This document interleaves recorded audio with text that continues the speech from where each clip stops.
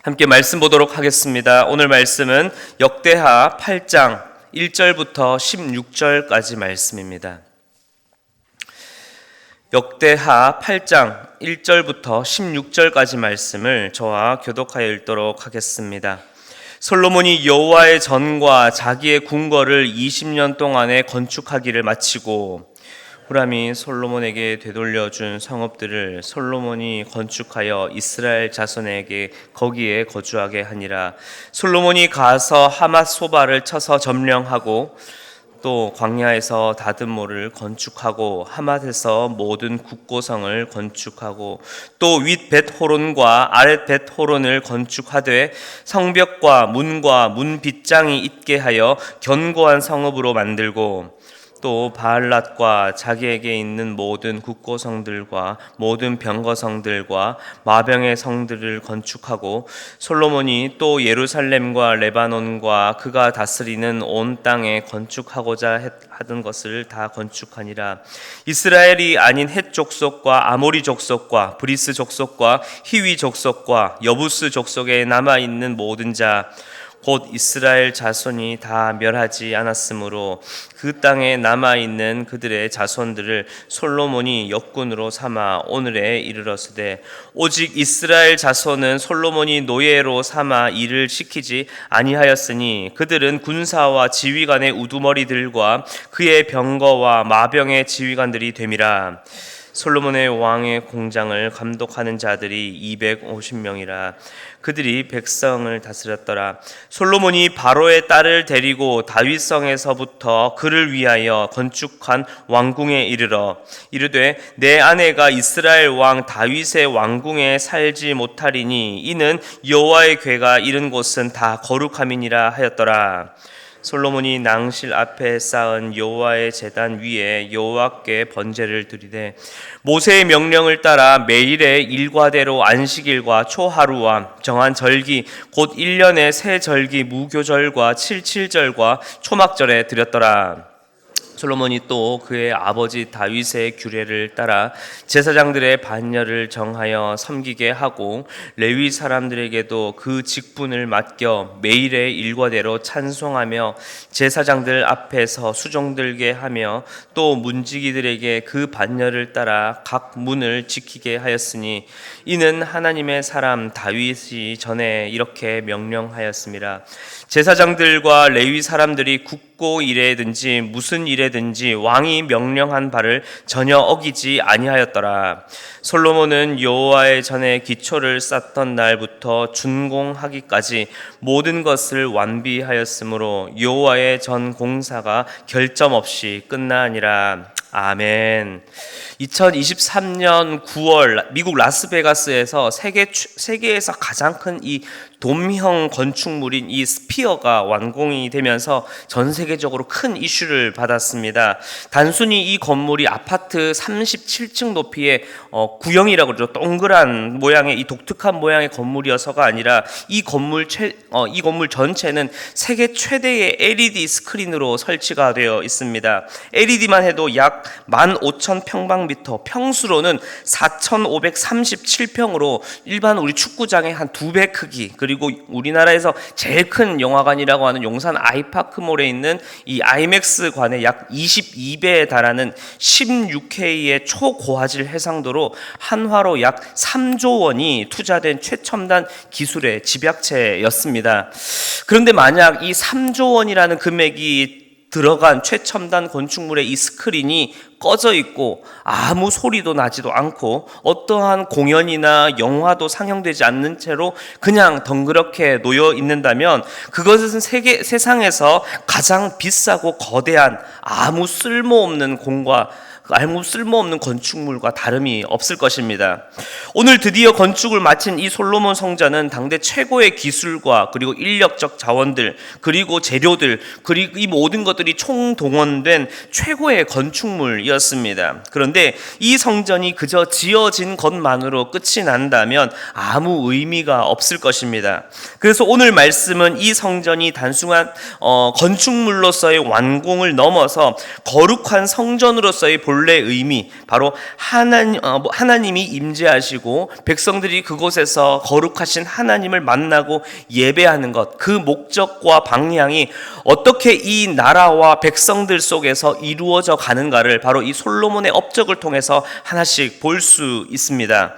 본문에 앞서서 이 비슷한 내용을 다루고 있는 이 열왕기서와 역대기의 차이점을 조금 이해하면 조금 더 좋을 것 같습니다. 열왕기서는 나라를 잃고 이 바벨론의 포로로 끌려간 이 백성들에게 우리가 왜 실패하였는가라는 이것을 설명하는 일종의 진단서라 할 수 있습니다. 그래서 솔로몬 왕을 포함한 이 수많은 왕들의 이 불순종과 잘못들을 점검하면서 이 실패에 대하여서 중점적으로 다루고 있다면, 이 역대기는 포로 생활을 마치고 난 이후에 이 절망 속에서 나라를 재건해야 하는 이 이스라엘 백성들에게 우리는 그러면 어떻게 다시 시작을 해야 합니까? 어떻게 다시 일어날 수 있습니까? 라는 것을 알려주고 있는 일종의 처방전이라고 할 수 있겠습니다.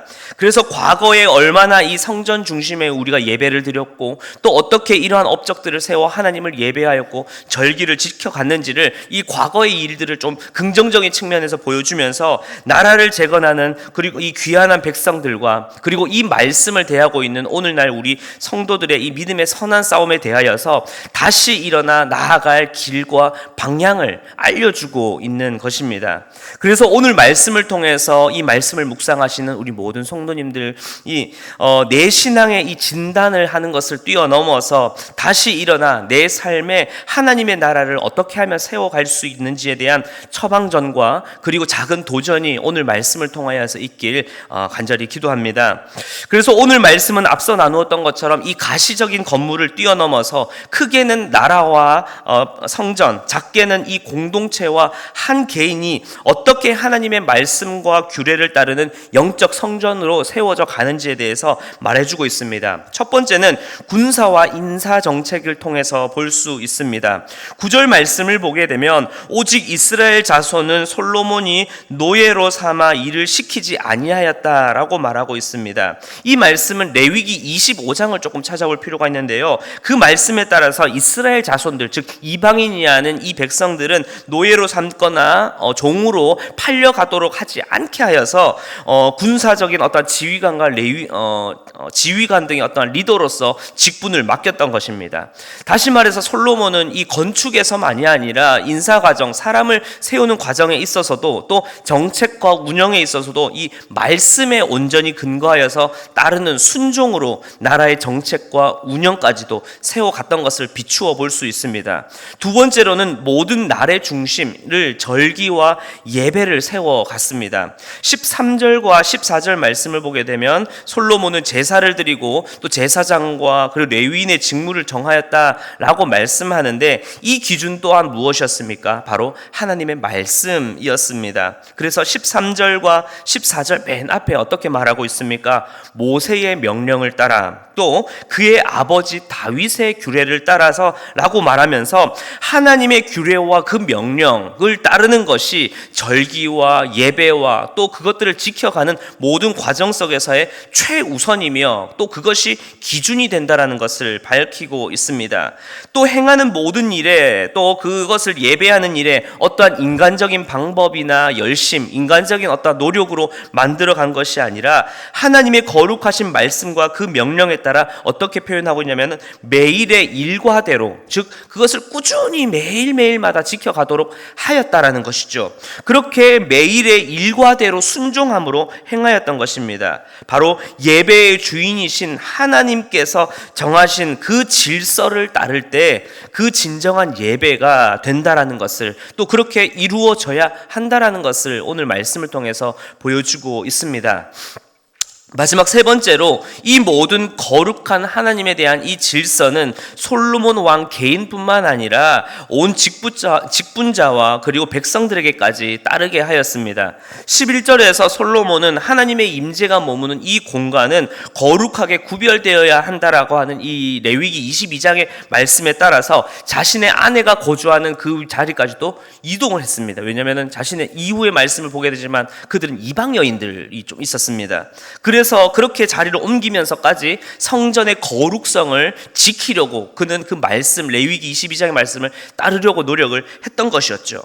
그리고 이러한 순종은 왕에서부터 백성들, 온 지도자급들과 직분자들, 백성에게까지 미친 것을 볼 수 있습니다. 15절을 보게 되면 이 모든 일에 대하여 왕이 명령한 바를 전혀 어기지 아니하였다라고 말하고 설명하고 있습니다. 즉 단지 보이는 건물을 완공하기 위한 시킴에 대한 어떤 복종으로 끝난 것이 아니라 공적인 영역에서부터 사적인 삶에까지, 그리고 정책과 질서에 있어서까지 하나님에 대한 온전한 순종이 왕에서부터 지도자급들과 백성들에게까지 이어졌다라는 것입니다. 그 결과 어떠하였습니까? 마지막 16절에서 말하듯이 모든 과정이 결점 없이 끝나게 되었음을 선포하고 있는 것입니다. 이것이 성전의 진짜 완공입니다.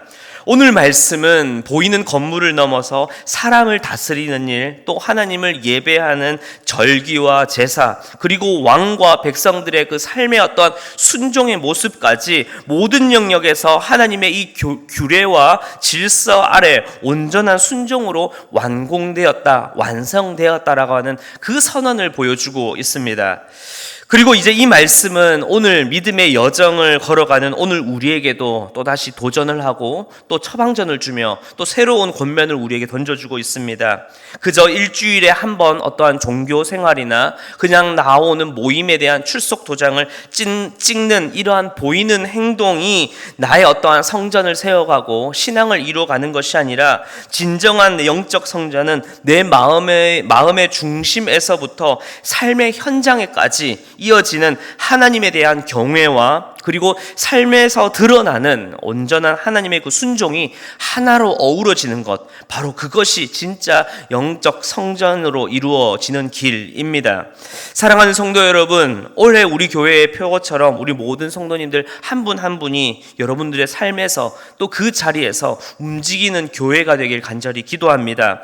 그러기 위해서 가장 중요한 것은 무엇이겠습니까? 바로 참된 성전의 머리가 되시는 예수 그리스도께 연결되는 것입니다. 내가 그리스도 안에 거하고 그분이 우리의 주인이시며 우리의 중심이 될 때, 그때 주님께서는 제 아무리 금방이라도 무너질 것만 같은 내 자신과 내 삶과 내 모습이라 할지라도 주님께서는 능력으로 함께 하시며 그 사랑으로 우리를 다시 세워 가실 것입니다. 그리고 우리의 삶을 다시 일으켜 세워 가실 것입니다. 말씀을 맺겠습니다. 오늘 하루 그리스도께서 주인 되시며 그의 몸된 거룩한 움직이는 성전이 되시는, 또 교회가 되시는 여러분들이 되길 원합니다. 내게 주어진 그냥 신앙의 어떠한 자리, 직분자로서의 어떠한 위치, 그 자리를 뛰어넘어서 내 개인의 삶과 이웃과의 관계, 더 나아가서 가정과 자녀, 또 더 넓게 보면 우리의 직장과 또 오늘 방문하는 거래처의 그 일을 하는 그 순간까지, 또 우리 캠퍼스와 학업, 아르바이트를 하는 그 사소한 작은 부분에서까지, 그 순간순간에 이르기까지 그곳에서 어떻게 해요? 하나님의 거룩한 성전, 움직이는 교회를 내 모든 삶의 그 지점마다 시간마다 세워가시는, 또 그렇게 회복해 나아가시는 우리 모든 성도님들이 되시길 주님의 이름으로 간절히 축원합니다. 함께 기도하겠습니다.